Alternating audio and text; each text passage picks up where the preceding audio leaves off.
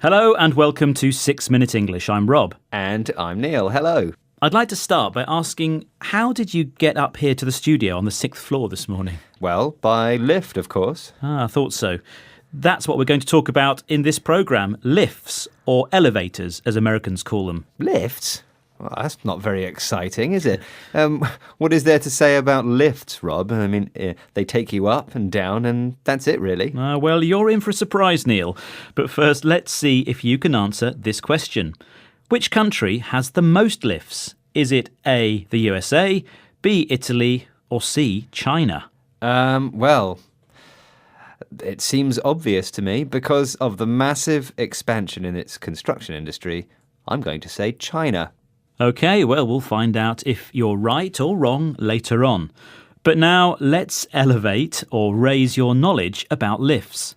This invention has had quite an effect on which floor people choose to live on. Yes, well, I suppose before the days of lifts, rich people lived on the ground floor and poorer people lived on the top floors and had to use the stairs.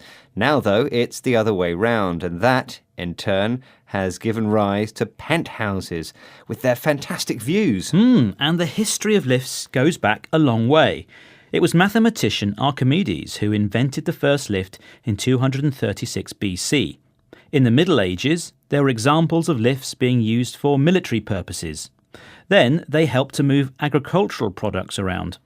They really came into their own, or became very useful, in the Industrial Revolution. And there was a wide range of methods used to drive them too. Pulleys, water and steam power, electricity and so on. Today, tall blocks of flats couldn't exist without them. And you're right, Rob, there's more to lifts than meets the eye. There certainly is. But have you noticed how nobody says anything in the lift?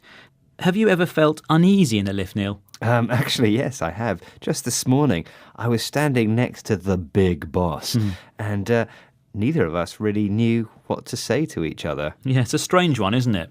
Well, let's listen to Jason Whale, sales manager at Elevators Limited, talking about this subject.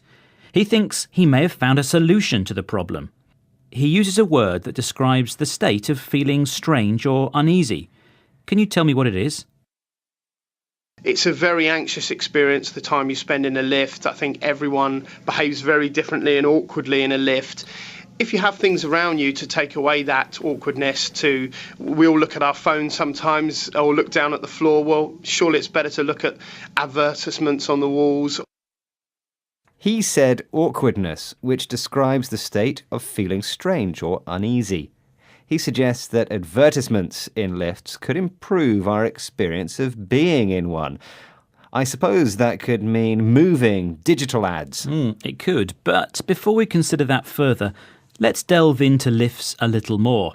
Of course, there's always the danger of getting stuck in one, but thankfully that's rare, and usually you can dial an emergency number and be rescued. And did you know that most lifts mark the 13th floor as 12A or something similar, because 13 is considered an unlucky number? By the way, Rob, have you ever heard of the elevator pitch? Yes, I have, Neil. It's something we can do when we're stuck in a lift with someone. Yes, people say that if you have an idea or product to sell, you should be able to sell it or pitch it to someone quickly. So, in other words, in the time it takes for an elevator or lift to reach the top of the building. It's a good idea if the lift doesn't break down. Let's get back to the thought that digital advertising can make travelling by lift a more pleasant experience. Let's hear from Jason Whale again. He uses a word that means thinner. Can you spot it? I think with all things, as technology becomes both slimmer and also cheaper as well, it becomes much more attractive to people that purchase lifts, and therefore there are so many different ways to enhance a lift with light boxes, with moving images, with television screens. It becomes quite exciting for us and hopefully a little bit more interesting for the people that use lifts every day. He said slimmer, which means thinner. And he said enhance, which means improve. Well, he could be onto something. Looking at moving advertisements must be better than listening to Muzak. That's non-stop, pre-recorded, usually boring music. Oh, that's terrible. I hate Muzak.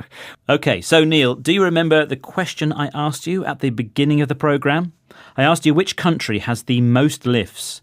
Is it A, the USA, B, Italy, or C, China? And I said, C, of course. It must be. It has to be China. Really sounds so sure, but in fact you're wrong. The answer is actually Italy. Does that surprise you? Yeah, it astonishes me, to be honest.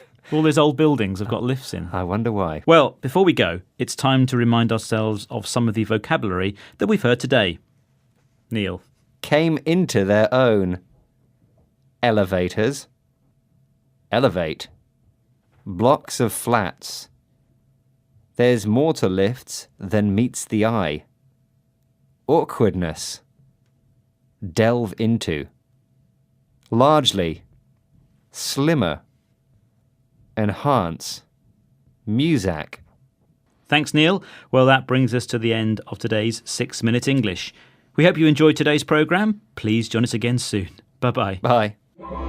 6 Minute English from the BBC.